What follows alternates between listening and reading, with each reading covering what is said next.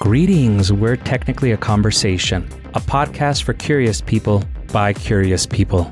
Every week, we take turns presenting a new topic, and the other host has no idea what the topic will be.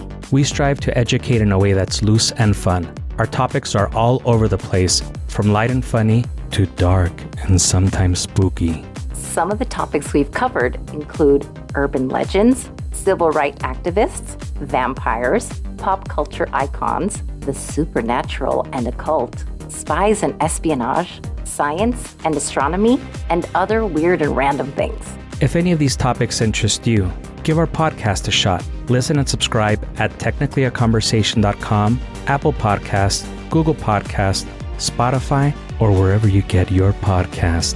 Parental advisory, we might use strong language.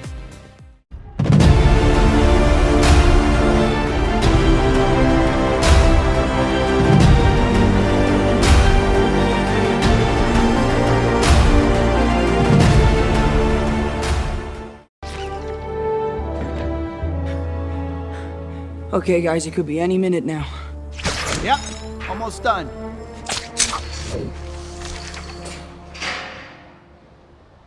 You know, Max was like the sweetest guy ever before he fell into a pool of electric eels. That'll do it. Oh, there it goes. You okay? Oh, it's my back. It's kind of stiff from all the swinging, I guess. Oh, yeah, no, I got a middle back thing, too. Really? Yeah. You want me to crack it? Yeah. Yeah? Yeah, that'd be great. All right. You ready? Yeah. Yeah, that's good. That was it. Wow. That's good. Right? That's better. Yeah. Wow. God, this is so cool. I always wanted brothers. So you, like, make your own web fluid in your body? I'd rather not talk about this. No, I don't mean to... Are you teasing me? No. He's not teasing you. It's just that we can't do that. So naturally, we're curious as to how your web situation works. That's all. But if it's personal, I don't want to, like, pry, but I just think it's cool. I wish I could tell you, but it's like I don't do it. Like I don't do breathing. Like breathing just happens. Whoa. Like, does it just come out of your wrists, or does it come out of anywhere else? Only the wrists. You never had a web block? Because I run out of webs all the time. I have to make my own in a lab. And it's a hassle compared to what you sounds like got. a hassle, yeah. But I did, actually. You said that. I was like, oh, I had a web block. Whoa, why? Existential crisis stuff. Yeah, I mean, like, don't get me started on that. Hey, what are, like, some of the craziest villains that you guys have fought? Seems you've met some of them. That's a good question. Yeah, I fought an alien made out of black goo once. Oh, no way. I fought an alien, too. On Earth and in space. Oh. Yeah, he was purple. I want to fight an alien. I'm still like that you fought an alien in space. I'm lame compared. Like, I fought a Russian guy in a rhinoceros machine. Can we rewind it back to the I'm lame part? Because you are not. No, thanks. No, yeah, I appreciate that. I'm not saying I'm lame. I'm But just it's saying, the like, self-talk. Maybe we should, you know. Listen. Because you're amazing. Just to take it in for a minute. Yeah. I can take it in. No, I can take it in. You are amazing. I can take it in. You are amazing. Thank you. Yeah, thanks. Will you say it? No, I kind of needed to hear that. Thank you. Welcome to the Superhero Cinephiles podcast. I'm your host, Perry Constantine, and welcoming a new guest to the show, and that is Morgan Quaid. Morgan, how you doing today? Hey, very good. Very good. Glad to be here. Well, I'm glad you accepted the invitation. Thanks for coming on. But before we jump into the discussion for today, why don't you tell people a little bit about yourself? So I'm as you can probably tell by the twangy accent, Australian. So I'm an Australian writer and musician and composer. And I write a combination of comics and graphic novels and novels, all that sort of stuff, usually with speculative fiction / fantasy / horror. I don't really know what the genre. I should know what the genre is that I write primarily, but yeah, they typically have a fantasy sort of bent. And through a couple of indie publishers, and then I self-publish my own stuff every now and then. as well. Yeah, so if you wanting to know more about me, feel free to go to morganquaid.com or find me on social media, and you'll see I'm not shy about throwing my stuff in everyone's face. And so, yeah, you'll see there's lots of stuff coming up. I've got a new book coming out in another couple of weeks called The Seven Hungers. It's book 2 of the series, kind of a urban fantasy horror sort of thing. And I've got other stuff coming out all the time. So yeah, feel free to get in touch for sure. Awesome. So The Seven Hungers, is that probably the biggest thing you've been working on so far? It's the biggest novel series I've been working on. So the comics, Shadow's Daughter is probably the last big project that I was working on. So that was 9 comics in the series, and I did a big Kickstarter campaign for that. That's completed, and I'm just getting it all printed. And the publisher that picked that up, Marcosia, they're now starting to push out the digital versions of that from next month. So that's a big one on the comic side. On the novel side, The Seven Hungers is it's a series, and I'm trying to think through how many are there going to be in the series, and just driving myself at the moment to see how far I can go until the ideas kind of fizzle out. So at the moment, I'm enjoying it. So it's kind of, good fun. So as an urban fantasy, and don't worry guys, we'll get to the movie, but I just want to talk a little bit of shop here for a minute. But as an urban fantasy author of novels myself, I'm curious, what did you do first? Did the novel come first, or the comics? Always the novels. Yeah, I started writing novels years ago, and was trying to go through the traditional route of, get a literary agent and then get a big publisher and all that. So after about 10 years of misery trying that way, I discovered comics and thought, wow, this is amazing. I could build my own thing from scratch. It's kind of just a little step away from film, which would, be amazing. Very expensive is the downside. For all the artwork and everything. But yeah, so I started doing that. So I already had a suite of, 7 or 8 books to draw from to start writing scripts for the comics. But it was always the novels first. Now, over the last 2 or 3 years, this is the first time where I've written comics first in some series, and then gone the other way and written novels. I'll always tend to do both, because why wouldn't you, try and flog as much stuff as you can and build out the world and all that sort of stuff. So I'm curious about The Seven Hungers, especially because you got the books and the comics with that. Is one an adaptation of the other, or is it a story continuation, or is it just like same characters but kind of like almost different universe type of thing? Like, what's kind of the approach you've done with that?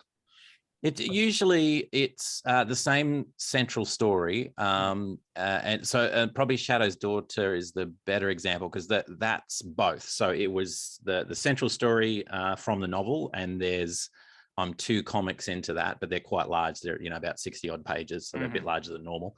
And then there's another 2 that will complete that main story arc, which is the novel. But then there are the other 7 issues were kind of almost like case files from the main character's early life. So which means you can just sort of flesh out episodes without having to write them into a full novel. Because as you would know, writing a novel is exhausting, even a small novel. It's so much time and effort, and then editing, and then, it takes a lot out. Whereas the writing side of comics, I find a lot easier and a lot more enjoyable and flexible and all the rest of it. So it's not quite as soul destroying on the writing front. It's just everything comes after. Yeah, exactly. That's exactly right. It's so funny how, because I've had that same experience where, I love writing comics, like just getting in there, writing the comics and getting it all out. And I love lettering comics too. I love, going through and doing all that. But it's that part after the writing where you've got to get the team together, get the book put together. It's so exhausting. Whereas when you're self-publishing, obviously if you're dealing with a publisher, there's a whole different story there. But with novels, it's the complete opposite. Like, it's the writing part that's so exhausting. It takes so long. But then after that, the publishing part is just, it's easy. It's so easy. I can get it done in like a week, and I've got it on all the platforms. I got the paperbacks. I've got the ebooks. It's so simple. Yeah. And that's a big change over the last 10, 15 years, because it used to be, it still is easier at that end with writing a novel, but you just didn't have the print on demand stuff that you have now. It was, and trying to get them in all the shops and everything was just so much. Whereas now it's so easy, like you said, and you're exactly right. The easy bit's writing the script. Once the script is done, yeah, that's fine. Then you've got to wait for months and months and months for the artwork to get done. You've got to go back and forward and put it all together. And yeah, there's pros and cons. I find it's good to sort of swap between one and the other to keep yourself sane and interested and all the rest of it. Because I've just finished book 3 in the first draft of book 3 in the 7 Hungers, and I'm starting on book 4 now, which is a silly thing to do before I've finished editing book 3, but we do what we do. Yeah. And book 3 was tough. Book 1 and 2 pretty much wrote themselves, super, easy, a lot of work, but still easy. But the ideas and, things get complicated the further in the storyline you go, and there's things you can't do and things you can do, and characters that are dead and not dead and all the rest of it. It was a real struggle, this third one, to get to the point where, like, how the hell am I going to end this thing? Which is again, and I find it's the same process with comics, but it is a little bit different. I find with novels, the way I write anyway, you spend the first half of the story complicating the life of the protagonist and making life hell for them and creating problems. And then the second half trying to resolve those problems to some degree, which is really problematic when you haven't planned it out, because I don't know if you have this, but you're sitting there staring in the middle of the book and thinking, how am I going to do this in a way that's not just silly? And then they woke up and it was all a dream and everything's fine. Anyway, it's good fun though. I shouldn't complain. We're not laying bricks or anything. So there's that. That's right. But one other question, then we'll jump into the movie. What's the crossover audience been like from like the novels to the books, or the comics, and the comics to the novels? Have you had a lot of crossover audience? Have you had a different audience? Because I've been thinking about turning my most popular urban fantasy series, the Luther Cross series, and doing some comics with it. And I polled my readers, and most of them said that they were not interested in having anything to do with comics. They just wanted novels. So what has your experience been? Have you seen any kind of crossover, or has it just been like starting over and introducing it to a brand new audience? So I did exactly the same thing on the opposite side. So I asked the comic supporters that supported my last projects, do you read novels? Would you be interested in this sort of thing? And it was about a 50% that said, yeah, I'd be keen, I'd be interested, definitely. My sneaking suspicion is, though, the comic readers are not avid readers of novels, right? Because it's a time issue, and and they have a preference for sort of artwork and that sort of stuff. So I don't know. I'm still experimenting with as you say, trying to combine the two. I have a feeling, a lot of the people that love novels are not going to come over to comics anytime soon, and probably vice versa. I think it's good potentially in a Kickstarter campaign sort of scenario or something like that, crowdfunding campaign, to add it as a bonus, because you'll get a few people that will think, oh, that's great. Or it might be, spouses or something that, one will prefer novels, one will prefer comics, and you can sort of spread the word that way. But I don't think it's a big cross section, unfortunately, of people that like both. Yeah, I'm sure they're out there. I just don't think there's many. Yeah, that seems to bear out with what I've seen too. Which is both good and bad. On the good side, you don't have to come up with a whole new story. You can just adapt the stuff you've already got written. But on the bad side, then, you don't have that built-in audience. So either way, you got something that's right. So, and all the promotion and everything you have to do twice. Right. Yeah. Which is not right. When someone gets like AI promotion services or something like that, I'm signing up. Yeah. Anyway, so today we're talking about Spider-Man: No Way Home, one that just came out this past December. So I know it's fairly recent, and so if you're one of the 10 people or so who probably hasn't seen it yet or hasn't had it spoiled already, then you might want to stop the podcast, go watch it, and then come back. Because I don't think you could talk about this movie without spoiling it. So yeah, 100%. So and that actually kind of surprised me when we were in our correspondence, because you were actually one of those people who said that you hadn't gotten around to seeing it yet. Yeah, well, I mean, so I mean, I haven't been out of the house a lot in the last couple of years with the pandemic. I don't tend to go to the movies very often anyway. So yes, I hadn't seen it at the movies, and I've been sort of waiting for it to show up on the subscription services online to get it. Because I think we get things a little bit later than some other areas, like the US and stuff. But Right. So that's why I hadn't. I mean, I could have bought it early and watched it early, but I'm purposely sort of waiting for myself because I found. I don't know what it is, but I've found so I knew that okay, there are going to be, and spoiler alert, as if we haven't already done it, I knew that there was going to be more than one Spider-Man, in this. I knew that there were going to be the past enemies from past movies coming in and all that sort of stuff. It's pretty clear from the trailers, what's going to happen, and then people are talking about it and raving about the movie and all this sort of stuff. But for me, it doesn't really spoil the experience. I don't know. I don't need it to be a surprise for me to enjoy the film. I don't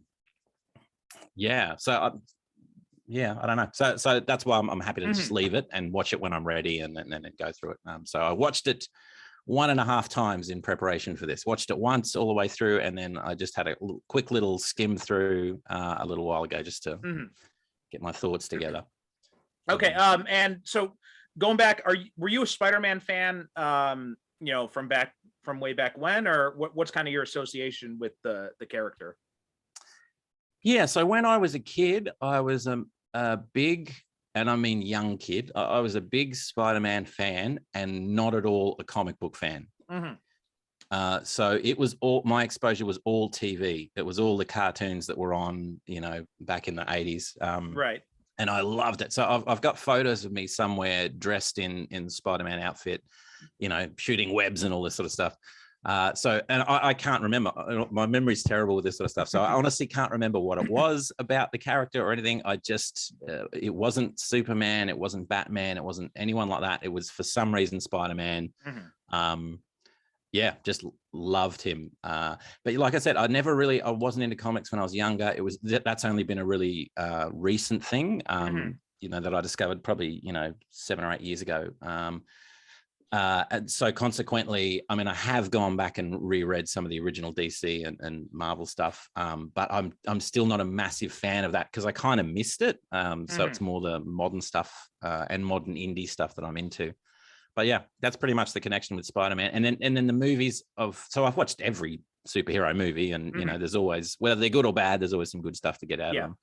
So I've watched all the Spider-Man films, obviously, and particularly the newer ones that came out. That are referred to in this film. So it was good because I wasn't missing anything. I could kind of immediately recognize, who's from there and all that sort of stuff, which I think is part of the draw of this film is, bringing it all together. Oh, yeah, definitely. I think because my wife had only recently seen all the Spider-Man movies because, I kind of dragged her kicking and screaming into becoming a fan of superhero movies.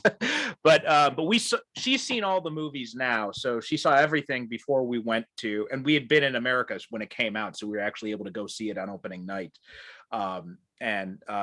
So she was more or less up to date, but probably not as much as like someone like me or possibly even you, who's very familiar with those movies and was able to point out, like, notice all the little Easter eggs, like the, I'm something of a scientist myself line and stuff like that. But yeah, my association with Spider-Man, kind of similar with you. I didn't come in through the comics. I came in through for me, it was the 90s animated series. So right. That was the one that was on Fox, I think it was. That was the one that brought me in, made me a fan of the character. But your experience of just kind of like not really knowing how you got into it, that was kind of like me with Superman, because I don't know when. I have no memory of the time when I watched the first Superman movie, or if it was, the cartoons that they had. It would have had to have been in the 80s then, or if it was, the old Max Fleischer serials, or what it was. But at some point before I can remember, I became a Superman fan. That's all I really remember about it. Yeah. So I mean, it's out there in the culture and the right. Yeah. And back in those days as well, there just wasn't as much. So you would have one long running series for a time, and then maybe a break, and then another series, and then you'd have a movie, and then you'd wait a year or 2 years, and then you'd have another. As opposed to now where every year there's multiple big blockbusters coming out with superhero content, and then you have the kind of indie superhero style things like The Boys and all those sorts of things that have been coming out recently, right? As well. So there's as well as like the TV TV shows too, and all that stuff going on too. Yeah, exactly. Whereas when we were younger, there were 2 or 3 things that would constantly come up, like your Batman, Superman, Spider-Man, and that wasn't much else. So you would kind of latch on, I think, to that. And also, if you're going to a party with friends, you're going to dress as one of them. Odds are. Right, because that's the costumes that are around, that's what you're seeing, but same as you, I can't remember I remember when I was in elementary school and wanting a Venom costume and they just didn't exist. Wow. yeah and when ahead of your time. And so my grandmother made me a Venom costume with like a not a really good, really kind of like crappy mask type thing. And then I remember going to school and everybody being like, who are you? What are you dressed as? And like now it's completely different. Yeah. That's a hard one to make though. A Venom. Yeah, it did not. It was just like paint over a cloth mask or something like that for the tongue and all that. Yeah, big teeth. Yeah. That was all we could really manage back then. So what did you think of No Way Home? Yeah, I liked it. I liked it. I particularly I loved the start, and I loved the interaction with the main characters, the sort of the cast and the ensemble, and the way that I like. And this is something I think Marvel does particularly well with the movies. I like the way they portray mundane, funny stuff. Things that, so sideways conversations between superheroes, or the two boys and one girl, which is the perfect, as we know from Harry Potter, the perfect combination of heroes, and just the way they interact and talk about silly little things. And even my son was absolutely thought it was hilarious when they're right at the start, they're doing the whole dude thing, which is pretty old hat for me, but it was nice to see, and it resonates, those sorts of moments, and forgotten which one, the original, the first Peter with the sore back, and the Tobey Maguire, yeah, those sort of things. I find them really funny. I like the fact that they're in a superhero movie now, because I'm just not a fan of the impenetrable hero whose only struggle is with the morality of what I have all the power, but should I use it? That's not enough for me. I like the everyday sort of stuff, and particularly in this one, like I say, I love the start because you're immediately in there. Don't give me this, don't go back to this the beginning and give me preface and all that. So just get right into it. Throw the main characters right in the middle of it. That's exactly what they did, and I love that. And then see what kind of what happens out of that.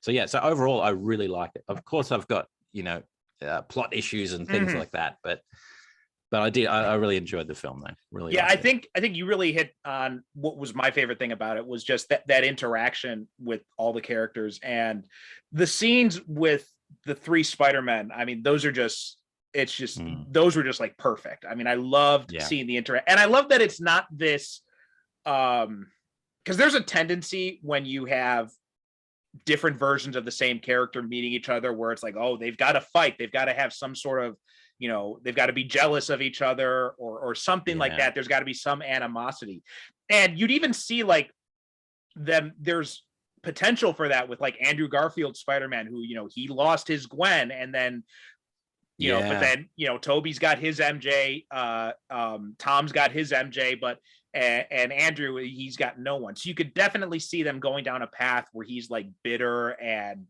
jealous of them or something like that, but they didn't, and I love that. I love that was great, that they're just so happy to know that there's someone else in the multiverse who knows what it's like to be Spider-Man. I thought that was so cool. And it brought me back to, I'm not sure, did you see the Crisis on Infinite Earths TV series they did a few years ago? No, I don't think I did. No. Okay. So that was pretty good. They did the multiverse event with all the CW DC TV shows, and they had one of the best things about it was you had Brandon Routh coming back as Superman and interacting with Tyler Hoechlin's Superman, and it was very much the same kind of dynamic where they're not jealous of each. Also, Tom Welling came back for a brief scene as well as from Smallville. But it was this great thing where you didn't have them like have this animosity towards each other. It's just like, hey, we're all Superman. That's pretty cool type of situation. I really like that they did that same kind of thing, and I love that kind of like brotherly interaction, especially when you had Toby and Andrew just kind of, you know, conversing with each other and like talking about the lower back thing and just having the discussions about how you make webs in your body. How does that work? And just, I loved all of that. I thought it was hilarious. I almost feel like it felt so natural. And I know there's, you know, they're good actors and they're good writers on this. So it could be a you know, some people say it's a disservice to say this, but it was so natural that I would not be surprised if all that dialogue was just ad-libbed. Yeah, and that I think that's the sign of excellent writing and excellent acting kind of being combined, where you don't know. It seems like it's all just it's vivid and it's real. And I liked exactly that same point, that they didn't go. They were kind of giving us the red herring there a bit. You think, okay, you're going to have the dark Spider-Man that resents what these others have got. And particularly when that scene when he catches MJ, you know, just stops her from. But that, you know, and he's kind of like, I'm literally seeing what I've lost. And, you know, could I have this for myself? But you could just sense there was none of that. It was more of I'm doing this for someone that is like a brother to me. And I love the idea as well, because it suits the Peter Parker character so well that they wouldn't do that they wouldn't just, you know, go that way. And also you know, every superhero kind of has this thing, or most of them do. But it's this solitude that they have to deal with every single day. And even the fact that the other two Spider-Men, they haven't been revealed. So they still have their secret identities. So they're still alone and struggling with this, with loss and all the rest of it. And it was just great to see the camaraderie between the three, because they all have been in that same situation and are living it. Yeah, that was really cool. And I thought it was a good move, and it fits the tone of the movie, that you can still have action and you can still do all the, you know, sort of great stuff without getting what is now the typical trope of the betrayer. You know, we don't need that every time. So that was, it was really cool. Well, also I loved, and you mentioned the scene when Andrew saves MJ. God, that Andrew Garfield's performance in this was so good. I mean, you know, and, you know, both of them, both him and Toby, they're not given a whole lot of material to work with. Like, they're given just the right amount, because it's still Tom's movie. And the writers and the director, they obviously, they were going in respecting the fact that this is still Tom Holland's Spider-Man. It's his movie, his story. So it's understandable why they weren't given a whole ton to work with. But man, Garfield totally sells at every inch of what he's given to work with. Like the whole scene when he's talking about how, like, you know, I stopped pulling my punches at some point, and and then just like the heartbreak on his face after he saves MJ, and he says, "Are you okay?" And she says, "Yes." And she's just looking at him, she's like, "Are you okay?" And just like that, that was just I've always loved Andrew Garfield's Spider-Man, and I thought seeing him get to revisit that role was just such a treat. I mean, it was great seeing Toby back as well, don't get me wrong, but Andrew Garfield was definitely one that he seemed the most at that time as the Spider-Man that I was most familiar with, like with the quipping and all that kind of stuff. He was very much like my Spider-Man growing up. Yeah, and I think you're right. I think it's the deception of film, where you can spend, you know, 3 weeks filming what becomes a 30-second scene, so you forget how much work is done prior to. But each of them just, and particularly the two Spider-Men that were sort of doing cameos, that they every second of time they made the most of it. Every single thing they said, every movement, every eye twitch, everything was just beautifully done, and not wasted. Nothing was wasted. Even the bits where there's, you know, lulls in conversation, they were purposeful. It all made sense. Even I love the bit, it's such a silly thing, but you know it would happen, you know, where oh God, what's his name? Spider-Man's friend, Ned. Yeah. We calls out Peter, and they all answer, which one? Peter Parker. Well, which one? We're all Peter Parker. It's such a simple thing, but that would happen. And, yeah, I don't know. So I thought they just made the most very cleverly of everything from when they turned up. And anyone that, we kind of all knew what was going to happen. We knew what was heading. They were telegraphing in there. Yeah, there's going to be a different Spider-Man pop up very soon. But it was still surprising and great and fun when it happened. And you're right, the depth of emotion that those guys can bring just very quickly without any sort of ramp up was really amazing. And Tom Holland I thought was amazing as well. Yeah.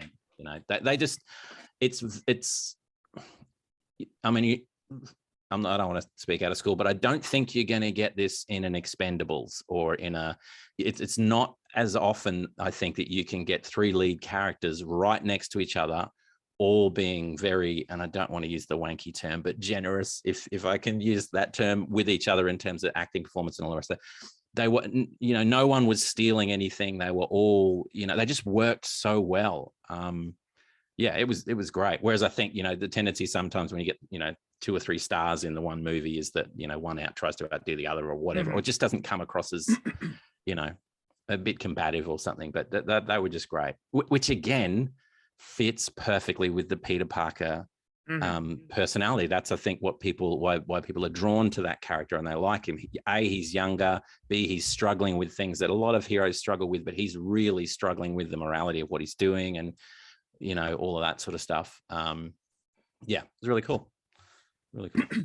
Yeah, I loved all of that stuff too. That scene when Andrew first appears too.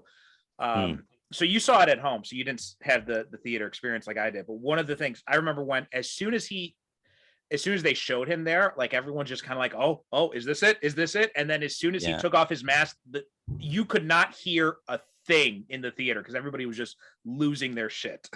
Wow. Yeah, that's great. Yeah, I did miss that. And I'm the only one in my family that will remember any of the others. My son hasn't seen them yet, so yeah, I was the only one sort of, knowing what was happening. But it was great. It was just well done. And even I think when the portals first opened up, just subtle things like he's facing the wrong way, I think, and then he turns around. He's sort of in darkness and facing the wrong way. I think that's what it was. Just simple things like that. Just such a cool way of doing things. The Ned magic, I'm not sure about. It's one of those things that's like, that's cool. That's really great. That's fun. He's going to have something now, but it's also super convenient. And, those were some of the things I struggled with throughout, at these various points where you think it could have very easily gone very different ways, but you needed it to go this way for the plot to get to the point we were getting to. So, which, that was, I mean, that was also the problem with Doctor Strange in the movie too, because when he and Peter have that fight, and even my wife commented on this when we were rewatching it the other night. She's like, "Wow, Doctor Strange is pretty weak in this movie, isn't he?" Yeah, and bad at spells. Yeah, it's a very simple thing up front to say, "All right, bro, we're going to do a spell. You need to tell me exactly what the parameters of this spell are, because I can't go changing it midway." And then he's doing the spell, and then Peter's saying, "Oh, but what about this? Oh, but I need to add this." And I mean, I'm sorry, if you've got kids, or if you've been a teacher or anything like that, you just say no. I'm sorry, bro, I've already started. You can go and talk to them later. We can fix this some other way, but I'm not going to interrupt this spell, and cause chaos, particularly when the stakes. So I think they took the Doctor Strange kind of roguishness, and they kind of made it a little bit more like he's clumsy and careless, which is a little bit. Yeah. It's like, surely he's been doing this long enough that, I mean, I know he likes to take risks, but this isn't so much a risk as just tell the teenager no, you're already helping him out, which is already a pretty big step, no more changes for you. That's it. We're not going to break the universe because you're a bit sad, bro. I'm sorry. That's not the way it's going to work, because you want to go to college. Yeah. Or you want your friends to go to college. Well, especially I get it, but I mean, it's, and I think it's a testament to how good of an actor Benedict Cumberbatch is, because he makes you believe it all in the moment when you're watching it all. Like, you believe him when you believe his earnestness, you believe his frustration with Peter and his anger at him. And then when you get to the movie and you stop and you think about it, you're like, wait a minute, some of this stuff just doesn't really quite add up. Yeah, it's a necessary thing for the whole plot to hinge upon. But you're right, in the moment, he just comes across almost like an indulgent parent. Like, he knows he probably shouldn't, but this kid's been through a lot, and he appreciates the fact that this kid has basically saved the world, or helped to save the world previously. So like, yep, I'll throw you a bone, I'll do you a favor. But it just goes a bit too far with the whole, world ending mistake. And then you get it in a box, that's good. It's in a box now. We're all good, but it's still kind of happened. There's still stuff going. That threw me a little bit as well, because I thought, but hang on, if you've stopped it, then you've stopped it. So what? Yeah, I couldn't quite understand the logic of needing to bring them all back, like having to go out and capture them all and then reverse the spell, because it seemed like if you just reverse the spell, they'd all go back automatically. So that's another thing that didn't quite make a lot of sense to me. Yeah, the Pokemon gambit, if we want to call it that. Yeah, it's a good way of putting it. Collect all the bad heroes and bring them back. Again, I think it was just we need an excuse to bring back all the baddies from the previous movies, because we're bringing back the goodies, and we need to sort of pair them up with each other and all that sort of stuff, which is admittedly fun. We need to control them. We need to, get the good friends, the team involved in bringing them in and all that sort of stuff. But then the biggest thing, and I'm still not sure where I land on it, the biggest issue I had is, I get that Peter is good. I get that his Aunt May is wants to help people, and he's grown up with that, and that's his big thing. And I get that there's a psychological component where it seems to be every Spider-Man villain is a mad scientist, or a scientist that's gone wrong. So originally tried to help, something went wrong. So they have a disease, or they have something wrong with them that's making them evil. Or even in the case of Octavius, he has the thing on him, or in him. Chip, yeah, that is actually making him evil. And so if you can just fix those things, then they'll be sweet and cool, and everything will be great. But yeah, I'm just, but you could see from the very start, and it's like, how can Peter Parker not see this from the very start? This is so precarious. This is so dangerous. These people have already killed many, people, and already villains. And you're wanting to cure them with a machine from Stark, which is just happens to be in the apartment. Yeah, I don't know. It got to a point where it was just a run of conveniences that were solving very complex, difficult situations very quickly, just to get to the point of, they've escaped and it's all gone wrong. And that whole thing, and the whole wanting to cure them, and the cure in every case was something sciencey went bad, and we can fix it with sciencey going good.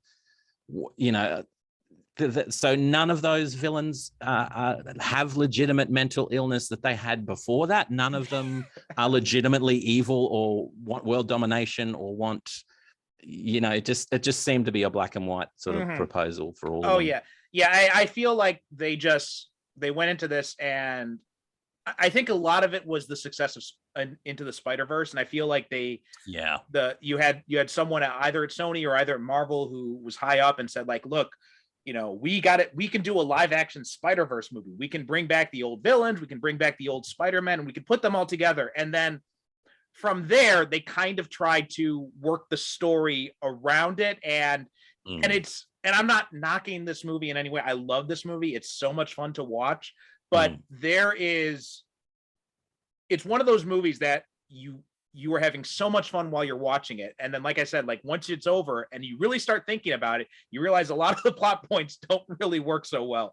And it's clearly something there, like you said, the string of conveniences, and they just have to try to, and it's things happen because the story needs them to happen, basically. Yeah. And I think you're just spot on as well. It was very clear from the beginning, we want a movie with all the Spider-Man and all of the villains that have appeared in those previous movies. Because wouldn't that be awesome and fun and great? And they were correct. Absolutely, it would. And even as a standalone, I think if you hadn't watched any of the other movies, it's a fun, good movie with a lot of great acting and some really good emotional points and all that sort of stuff in there. And I mean, even at the end, the ultimate, for the people I love to be happy, I need them to forget me, and I need to basically be alone, completely alone, and I don't have Aunt May anymore, and I don't have anyone else, so I need to just keep myself in solitude. That was a really, that's kind of like the crux of the Peter Parker sort of experience right at the end there, and he makes his decision and all the rest of it, which again I thought was good, even though it does feel like at the end it's the kind of, oh, I wake up and it was all a dream, you know. There's that sweeping moment where it's like, well, we're going to fix everything except you're the only one that's not going to know. But aside from all of that, I did like the moment and the emotion of him doing that and you know, showing love in that way was pretty cool. But yeah, you're right. It's one of those, I mean, honestly, a lot of superhero movies are like that. You don't want to think too closely about the plot because, you know, those things start to unravel a little bit and you think, you know, and you and I have probably both had this experience multiple times where you're writing your own novel or something and you're thinking, I need this person here. I need something to get this to this situation. And you'll come up with something, and sometimes it's great and it really works. And sometimes you just think, you know, people could nitpick and say that it could have gone any other way. And that's when, as the writer, you just sort of go, no, but within the world of the story, that's what happened. It was just a fluke of nature that, you know, or a circumstance that happened. But I suppose when you got 50 of those in a row, it's a bit different, a bit harder to buy. So what do you think of how they brought back the villains? What do you think of their performances in this? Because for me, I thought Willem Dafoe, I thought he did such a, and I'm not saying he did a bad job the first time out, but I think he did such a better job as the Green Goblin this time around. I mean, I thought his performance was just, and one of the things I loved is they got rid of the mask. I always hated that mask in the first movie. And I love that they kind of, and I think what they realized in this movie, which they didn't realize back then, is that Willem Dafoe's own face is scarier than any mask you could use. Yeah, he can contort that thing like no one else. You know, so why the hell would you hide it? You're exactly right. I agree. I've never been a fan of the Green Goblin, and I think part of it was those initial movies. I don't feel anything towards him positive. I loved Willem Dafoe's portrayal in this movie, and I loved it because in him you could see the split sides. You could see the struggling man with no memory of what's happened, knowing that he's done bad things, trying to, you know, turn over a new leaf, but then this underlying creature thing within inside him, you know, that ultimately holds the reins, and you know, all that sort of stuff. I thought it was done well with him. I thought Octavius was good. When the chip went in, and kind of you could see the change. Mind you, anytime a thing like a chip going in the back of your neck happens, immediately everyone is thinking, well, how easy is that to knock off? You know, he's going to be putting his hat on a rack or something, and you know, it's going to pop out. He's going to bend down to pick up a, you know, $10 bill or something. It'll pop out, and then he's evil again, and then you got to, you know. But yeah, I thought they were good. I thought it was very different to the Spider-Men appearing. I thought the way that the Spider-Men appeared and interacted was organic and really well done and just so complimentary. I just didn't feel that with all of the villains so much. I felt like they, yeah, it was just, here's another one, and here's another one, you know, it just didn't seem as yeah, I don't know quite what it was, but I thought the performances were great, but it just didn't seem to gel the same as the Spider-Man did. Oh yeah, definitely. I've seen this movie probably like 3 or 4 times now, and for the life of me, I cannot tell you why Sandman switches sides. It just happens because it has to happen. Because it made so much sense when he first appeared and he's helping out Tom Spider-Man, because that's a organic extension of where he was left off at the end of Spider-Man 3, right? He regretted what he had done, and you get the sense that in the interim between Spider-Man 3 and No Way Home, that him and Toby had come to kind of a reconciliation type of thing. He had maybe gone the hero route, which actually happened in the comics too. Sandman briefly went the hero route in the comics and even joined the Avengers for a time. So you get the sense that that's kind of where they were going. I thought I'm blanking on the actor's name, but he did a really good job of selling that too in the beginning. But then I don't understand how we get from there to now I'm going to help all the supervillains, because I get he says he wants to go home, but I still don't get why he's, if anything, like he should be trying to find Doctor Strange instead of teaming up with these guys. Yeah, I think it's a product of not having enough time. It's one of those things that you would need time to develop with him. Right. You know, him thinking about, I've got to get back to my daughter, my family. I don't belong here. This is wrong. But also, well, okay, help Peter Parker do what he's got to do. Then, speed up the process and help him. Yeah. So it wasn't a long enough arc, I don't think, for him to just suddenly switch over and go, yeah, so yeah, it kind of didn't work, and even and the I don't know what the character's called, but the Sparky, the Electro, when he's again played really well, but seeing the arc reactor, you just he sees a little glimpse of it, and you can see he's thirsty for the power, and he wants that, and and the little thing, the dial sort of counting up that's going to cure him, but he's I don't know.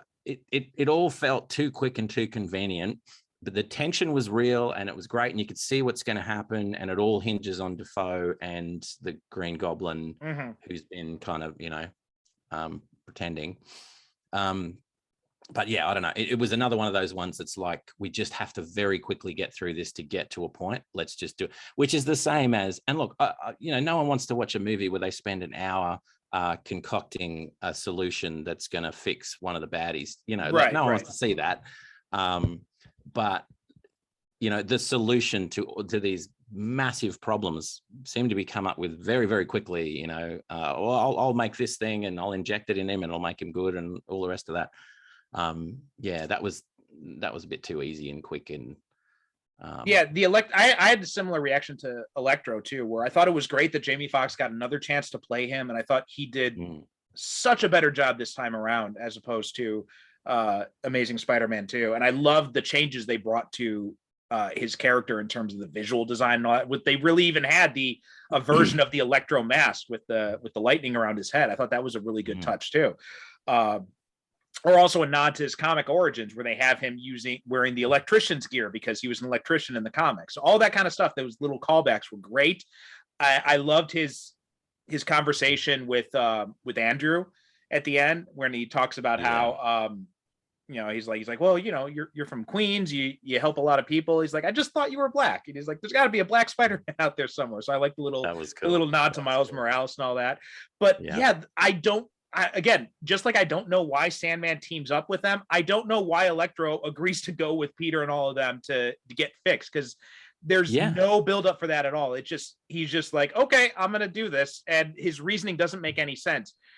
And because at that point, he doesn't know about the arc reactor. So I think we should have had something, something drawing him to that department. Yeah. Something that would have shown like, okay, I'm going to go along with this. Also, too, Peter's a little bit too trusting of these guys, where he's like, oh yeah, I'm gonna fix you. Like, Ock, I understand, because he can control the arms because it's been infected, so you can control what he does.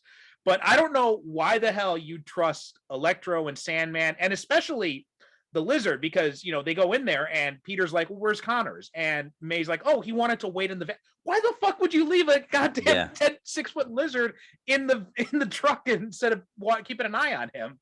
It doesn't make any sense. So the person, the two people I love most in the world are my girlfriend and my aunt. So I'm going to get all these bad dudes that Strange has said you need to keep these guys locked up and we need to send them back. And I'm going to try and cure them in the apartment, which is a safe place that my aunt is at. Why would you're inviting harm to the people that you love? It doesn't make any sense. I mean, you could argue, oh, he's young and a bit stupid, but he's been around he's been to space, for God's sakes, that something that they point out. He's been around long enough to know how the supervillain thing works. Yeah. Especially because he was just betrayed by a supervillain in the last movie. Yeah, it should be pretty fresh in his mind what's going on. And again, it's this whole a supervillain is someone you can just switch off and make good with a serum or something that you stick in the back of their neck or something. It's too convenient, and for stories that have a lot more depth with some of the heroes, right? I think they often miss it with the villains. There's not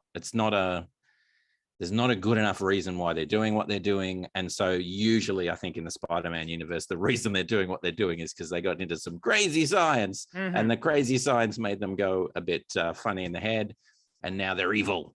But if you can fix what made them evil, they'll be sweet again. Whereas I think there's better ways to do villains where they don't have to be evil to be a villain. They don't, but they can still be villainous and all the rest of it. But, that was my big problem with the Goblin in the first Spider-Man movie, is that after he wipes out the rest of the board who are trying to force him out, there doesn't seem to be a reason for him to keep suiting up as the Green Goblin. And it just, he only keeps doing it just because the story needs him to keep doing it. Yeah. It's missing this. And I mean, without skipping movies, the Thanos thing, this entrenched belief that I need to right a wrong, and I need to almost like a ecological kind of fix for the cosmos. Right. There's a reason driving him to do what he wants to do, and even at the end of the other movies where he's finished his work, which he's finished his work. And now he's in a garden and he's just sitting down and he's just taking a breath and he's just, so there's this great sense of, I've done it. I don't need to do anymore. Whereas you're right. These other characters are like, well, no, I need to. Actually, my wife always makes this point continually about the bad guys, particularly in, your Bond films and those sorts of other eras. They have tons of money. They have tons of control. They can do these elaborate, massive things. Why are they not just enjoying life? Like, what are they aiming for? They've got everything they could need. Just stop trying to kill people and just live a life of luxury and enjoyment and all the rest of it.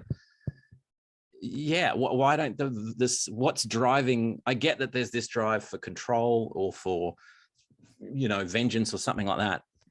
But yeah, it's got to be more. There's got to be a different, better way of doing, other than the Jekyll and Hyde thing, which is essentially what each of these have is the Jekyll and Hyde thing. Yeah, and I thought that's a good point, and that happens a lot in superhero movies in general. And I thought you're right. Thanos, it was a perfect example of doing it well. I thought also Zemo was a perfect example of doing it well, where he breaks apart the Avengers and then he just surrenders because he's like, I did what I had to do. I'm done. Yeah, that's it. That's what I achieved what I was going to do. And and I thought that. Yeah, it reminds me of I'm not sure if you ever watched Buffy the Vampire Slayer on when it was on TV. Oh, I watched. Okay, I watched. You're an urban fantasy author, so there's a very good chance you have. But I remember in the season 2 ending when Spike teams up with Buffy and she's asking him, "Why are you helping me?" And he says, and he's like, we all, it's tough guy talk. I'm going to destroy the world. He's like, but I don't actually want to destroy the world. I actually kind of like living in the world. That's exactly right. That's a great point. And I mean, I don't want to get involved in Star Wars because there'll be a lot of anger and stuff. And I love Star Wars and have been a fan since I was a kid and everything. But one of the things that I've always struggled with is it is just too black and white. It is just, you're a goodie and you're on the good side of the force, you're a baddie and you let anger control you and all that sort of stuff, and you're on the bad side of the force. And there's just, I mean, I know there's a lot more now, and with Mandalorian and all this sort of, it's a lot more depth and stuff, which is great. But that's what I struggle with, is if you're a villain, you're just bad. If you're a goodie, you're just good. And I think the movies have done so much to focus on the goodies, listen to me, I sound like a 3-year-old. The goodies, not the baddies, on the heroes and on their journeys and their struggles and their, even that kind of semi-anti-hero thing and all that sort of stuff. But they just haven't done the work on the villain side yet. That they've, there's been little hints of it, but it's this, and again, as writers, it's the thing we always struggle with. What is the thing that is driving this evil creature or being or whatever to do what they're doing? Right. It's got to be either survival, control, vengeance, or hunger. It's got to be something like that. It's got to be that a necessity that drives them. Like if they have to eat the souls of human children or something to survive, well, that's it's ghastly, but it's like they're doing it to survive. That's it. Right, so yes, they're evil from our perspective, but it's just they're surviving. But they've just got a cracked brain because of super science. And also, why hasn't Stark invented a pill yet, or some sort of technology that you just ingest and it stops these scientists that are a real problem from going too far? And, mind you, I mean, Tony Stark talked about going too far, but I'm not sure if I trust Tony Stark to do that. No. It would probably go the other way. But someone has got to have invented something that can, a therapy and a pill or something like that that can help these people work through their issues so that they don't go mad. Well, another thing too, I think that was one of the issues I had with May's reasoning too, because I mean, Peter's got a really good reason for not wanting to help them and just wanting to send them back, because this is his mess. He's trying to clean it up, and if he doesn't, the whole universe, the whole multiverse could crack in two. He's got a very good argument for why. And then May's like, no, we have to help them. That's what we do. We help people. I'm like, May, I love you, but we're about to crack the multiverse because we want to try and help a bunch of nutbags. And this is the thing that I just don't buy, that it's too much. It's too it's the whole the hero that never kills anyone, and all that sort of stuff. But the villain can kill as many as they want. These guys have already killed many, many people. Right. They're going to kill more. And yes, if you send them back, they will die at the hands of Spider-Man. Which is, if you want to skip into Doctor Who for a minute, that's part of the timeline. You can't mess with certain things. It's a fixed point or whatever, so there's all that. But also, I'm sorry, I do not know anyone in May's position, any mother, aunt, sister, anything like that in her position that would go, yes, please put me in extreme danger and everyone around me, because these wackos, we really need to, and it's not the case of, it's not people that are just struggling with mental illness or that are a bit unhinged or whatever. It's super villains that have killed and will kill again, and are, even as they're locked up in the bottom of the sanctum, they're displaying hate, and we want to kill, and particularly Sparky McSpark, Electro. You can see he's not going to be repentant. He's hungry for what's in this world, for the power that he's seen, literally and metaphorically, I suppose. But that again, it doesn't read true that it's this whole thing that she's good and she wants to help people, which is great. But that doesn't mean she's stupid. It doesn't mean that she's going to, say, basically put everyone that I love in harm's way potentially and crack the universe. It's also not really clear how it would really help them or spare their lives, because each of them was plucked pretty much literally from the moment before they died. So I'm not sure how them going back and being like, I'm cured now, because most of them died because of circumstance. It wasn't Spider-Man who made a choice to kill them. Like it was, so like it was, the Goblin, he was impaled on his own glider when he was trying to kill Spider-Man. What does he come back and say? I'm alive. Oh, look out. And then and my reflexes have increased. And or Doc Ock, who did reform at the end. of the Amazing Spider-Man of Spider-Man 2, and then he made the decision to, because you still have the problem of the fission reactors about to go off and destroy the city. So I don't understand how they're going to be sparing. And Electro, he was like literally at the moment right before he was about to go into oblivion is when he gets pulled into this other universe. So yeah, curing them doesn't seem to really solve the problem of their imminent deaths. No, and if anything, it's philosophically probably very, very cruel, because you are giving them a moment of realization that they are horrible and have done horrible things. But it's all right, because they're dying and they're dead. But they just get that moment of emotional torture where they realize they've killed everything that they love. And but yeah, you're right. It's kind of, it's nullified because they're going to be dead anyway. Which is then complicated because the Spider-Men have been pulled in, and it gets very confusing. But yeah, there's a few points like that where you just think, well, especially because they've been pulled in from a later point in time, right? So they're not, these villains were pulled in from those movies, like in those moments before they died. But Toby and Andrew, the other they two came in from and they've come in from this. So what do you do to those timelines now that you've dropped these guys back in and cured them and all that? There's a lot of stuff that just, you're creating more multiverses than what you're doing is what.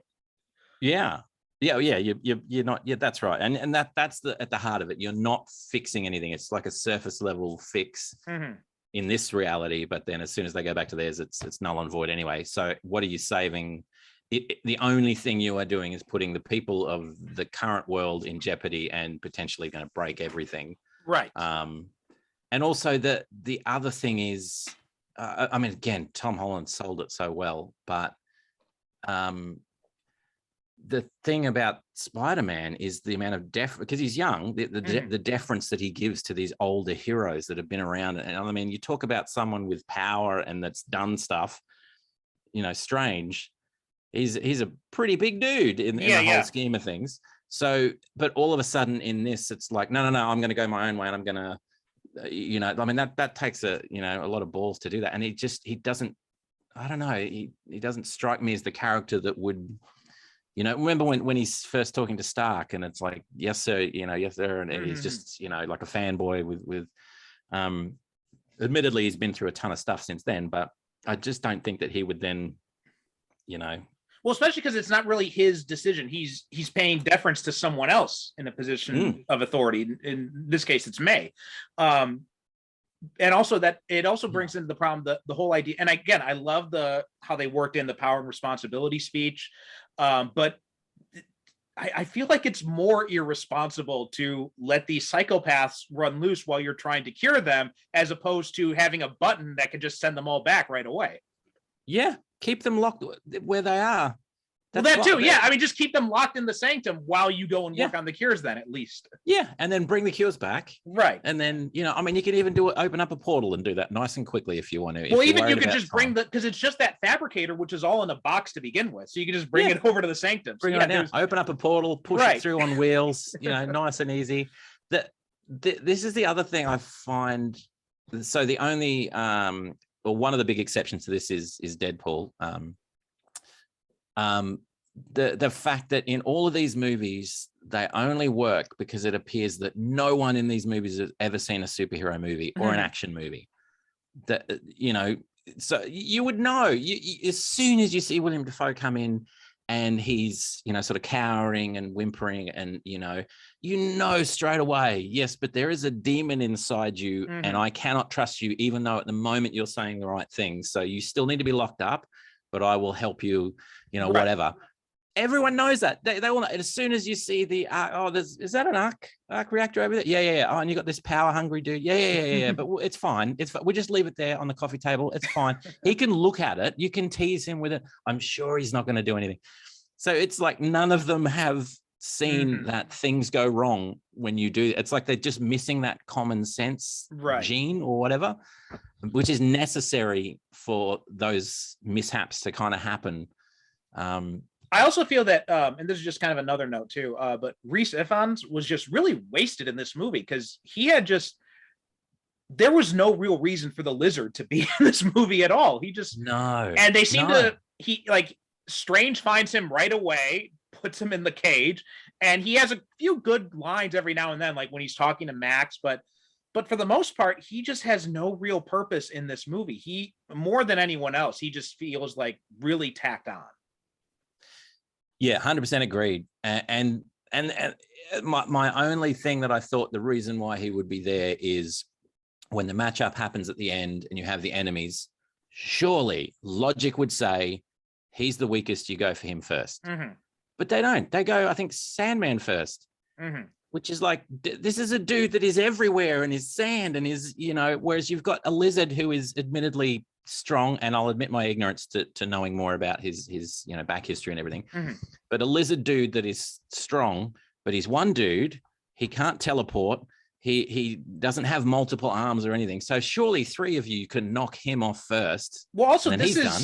There's also another thing I noticed too, because the lizard is the one character that has associations with both Tobey and Andrew Spider-Man, because in the Tobey movies, right, Kurt Connors was his teacher, but he had not transformed into the lizard. So you've got this situation where you've got this, I'd see like the only real reason to have him in there is so you can have some sort of interaction with Tobey, who's like, wait, you're or some sort of, you know, acknowledgement, because that's the only villain that has associations with both of them. Because Norman, even though Norman is in the Amazing Spider-Man movies, he dies fairly early on. So Peter never really has any interaction with him.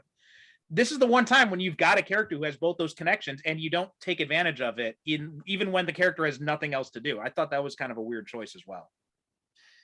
Yeah, he just seemed like a little bit of extra muscle. Just we need an extra villain, so we'll bring him in because he's part of the universe, and that was it. Right. Yeah, I think you're exactly right. It's a great movie. It was fun. There was so much that was well done. The emotion was great. There was some really good plot points and everything. You just don't want to think through the plot too heavily. Yeah. And there's one more point I wanted to talk about, and that's the power and responsibility speech. Because obviously that's the Uncle Ben thing, and it was kind of hinted at that Uncle Ben had existed before Civil War, because there's that speech in Civil War where Peter, when Tony asked Peter, why do you do this? And he says, if you can do the things I do and then you don't, and the bad things happen, they happen because of you. That's basically the, with great power comes great responsibility speech, although a little bit, stretched out, because without saying it directly. And then also in the other movies, right, in Homecoming, when Ned asks if May knows, and he says, no, she can't know after everything she's been through. This is too much for her. And then in Far From Home, like the suitcase is Ben's suitcase. It has his initials on it. So there have been clear references to Uncle Ben.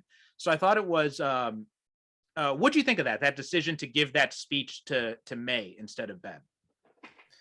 I think it makes perfect sense because of the way that the latest movies have been crafted, and that she's the forefront rather than the Uncle Ben, and everything's twisted, and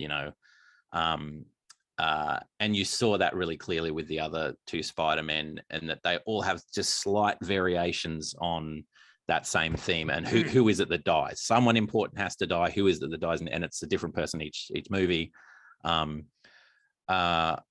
which it's such a weird moment when you can see they're basically playing on the fact that there's been all of these reboots of Spider-Man over the years, and they've had to, change the theme slightly, but not completely. Otherwise, all the fans would be up in arms. And that's now all come together in this movie. And you can see that, here's the third version of that, which is familiar, but slightly different. I think they probably just didn't have a choice. I think they're putting everything on Aunt May. So, and of course, she dies, and it's the whole thing. And just seeing her die, there was a moment, not to get nitpicky, Green Goblin throws a green grenade or whatever it is, pumpkin bomb, effectively at her face, and it blows up. And then I'm expecting that's it. She's done. She's, but no, she's standing up. She's recovered. She's fine, but she has a very small wound somewhere in her abdomen that's gonna kill her. you can't do that with an explosion. Like it's Yeah. fire and shrapnel, and it was right on top of her. That was, it's a small thing, but it's like, come on, man, you at least don't have her standing up afterwards. At least have her lying there. She can't get up. You know, I understand they're not going to like rip her legs off and say, you know, she's got nothing left. But yeah, that was just a bit funny. But I did all the way through the movies. I've loved her interaction with Tom and oh yeah, she's of the actors we've gotten so far, I think she has definitely been my favorite iteration of Ant-Man. Or not even just the actress, it's just like in any version of like comics, you know, TV shows, whatever. She's definitely been my favorite version of Aunt May. Yeah, just really well done, really. And their relationship and the finding out that he's Spider-Man and all that, the way that was handled. I will correct myself. Lily Tomlin in Into the Spider-Verse, that was my favorite Aunt May, where she's like his version of Alfred. That was brilliant. That was pretty cool. Yeah. Well, that brings me to another point where my son was sort of shaking his head as the other Spider-Man came out and just saying that they couldn't do the pig. I mean, that's what he was waiting for, the live action, you know, Spider-Ham, Spider Pig. But yeah, it didn't happen. Also, and we're gonna be wrapping up here, but what'd you think of J.K. Simmons coming back as Jameson and the changes they brought to his character? Remind me which one's Jameson? He's the Daily Bugle guy. Yes. Sorry, I'm terrible with names. I thought it was great the way he starts being a wacko with a platform, you know, on YouTube with conspiracy theories and all this sort of, and then as the things progress, he has his own studio and he's back and, you know, all that sort of stuff.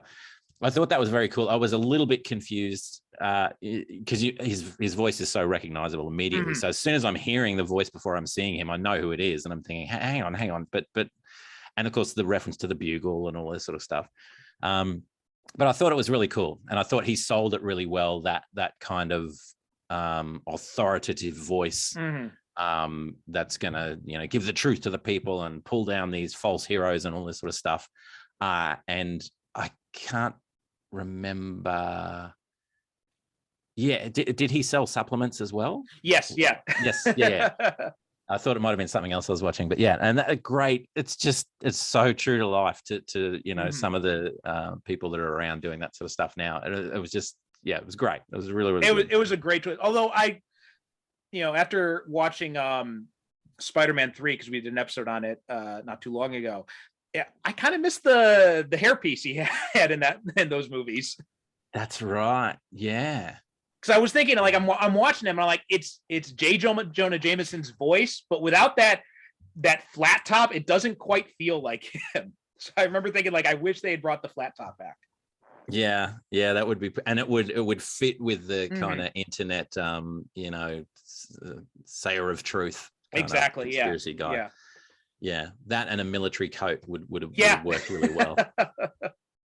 And also we got Tom Hardy's Venom in the post-credit scene. What do you think of that little nod? Yeah, that was very cool. I mean, Venom's a whole other thing, but I thought it was cool. I thought that, I mean, obviously Marvel is very, very good at that with the cinematic stuff.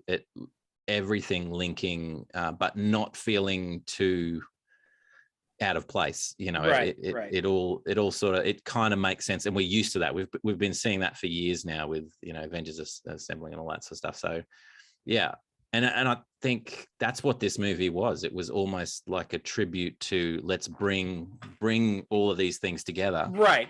Yeah. You know. Yeah. So it makes perfect sense. Yeah. Also, I like that. The Matt Murdock cameo. Charlie Cox coming back as Matt Murdock. That was, yes. I'm glad you mentioned that. That was so good. And you know, so is that because I know you probably got a lot of this stuff spoiled. Was that something that had been spoiled for you before, or were you completely surprised when you saw that? No, I was completely surprised. No idea that he was gonna appear. And I loved the Daredevil TV series. I absolutely loved it. There was I could talk for days about that. That was so good. So just to see him in that little cameo was amazing. And the fact that he's there in that world as a very good lawyer, giving them sound advice, and then all of a sudden, they realize there's something else going on about this guy, but they don't explore it anymore. Yeah, he just catches the brick and like, I'm just a very good lawyer. I noticed it this time too, that when I saw it this time, I noticed that Peter's hand's also up too, but Matt catches it before. Yeah. I thought they were both going to stop the brick, which is why I think Peter Parker's thinking, this guy's got reflexes like me. And he's blind, Of course he does, dude. He's Daredevil. Yeah, no, that was great. I remember really I knew about all these things were going to happen because, some fucking asshole on Twitter had posted a screenshot of Charlie Cox sitting down with Tom Holland and Aunt May and all them. So I knew he was going to be in there, but still, just like when they handled it so perfect, like when the cane slams down, you see him walking out, like I freaked out just like everybody else. So I love that moment. Yeah. No, it was great. It was so good. And because my son is a bit younger, so he hasn't seen the Daredevil stuff. Probably won't for a couple of years. But I was so excited for him, and I said, "Do you know who that is? Do you know who? Let me tell you that." I was doing the same thing. I'm like, "You know who that is?" She's like, "Who's that? Why?" I'm like, "It's fucking Daredevil." And they're not. Yeah, he's not going to get it until he sees it and sees how good it was. Yeah, no, it was amazing. All right.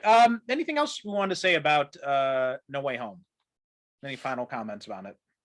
No, I think it was a great film, really well done. I really thoroughly enjoyed it. And it's one of those ones that you just watch and you enjoy and you have fun. And then you just don't want to scrutinize it too much because it was good fun. Yeah, I'm pretty much the exact same place. Like I love this movie. It is so much fun, but it is after I watch it, I'm thinking too much about it and I have to not because it's starting to suck the fun away from me. But yeah, it and I think that shows just like how good the performances are in this movie, that they can totally make you forget about all the plot contrivances while you're watching the movie. Absolutely. Yeah. Stellar performances, just really well done, really well put together. Yeah. It was, and you're right. If the performances weren't great, you would notice those plot holes a lot more. Right. Sure. Right. Okay. Morgan, you want to tell people where they can find you one more time? People can find me at morganquaid.com or social media, or just search for me. I'm pretty well all over the place, so you'll be able to find me pretty quickly. Okay, great. Well, thanks so much for coming on the show. It was a really fun discussion, and you're welcome back anytime you want. Cheers. Thanks, dude. Okay. That does it for this episode of Superhero Cinephiles. SuperheroCinephiles.com is the website. Super Cinema Pod on Twitter and Instagram. And also, if you go to our Patreon, you can get these episodes a week in advance. And we're going to have some other stuff coming out for Patreon exclusive. So go up, sign up there, any level, $1 a month, or as much as you want to give, and you'll get access to all that stuff. Thanks so much for listening, and we'll talk to you next time. If you enjoy the Superhero Cinephiles, then you'll also love my companion podcast, the Superhero Cinephiles Book Club. All my Patreon subscribers get access to this exclusive podcast where I review superhero comics and graphic novels. Not sure what comics you want to read next or what you should dive into? I've got you covered on that. I'll be doing reviews, recommendations, and also talking to you about useful entry points if you're interested in reading some comics but don't know where you should start. Plus, you'll get access to all episodes of the main show a week before everyone else.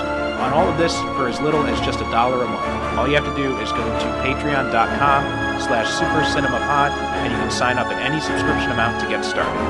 Thanks so much for your support, and please don't forget to rate and review us on Apple Podcasts or wherever you get your podcasts.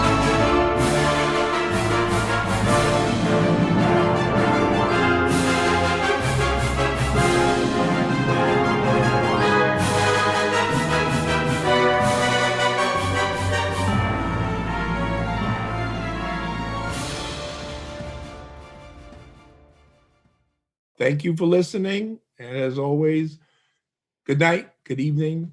God bless.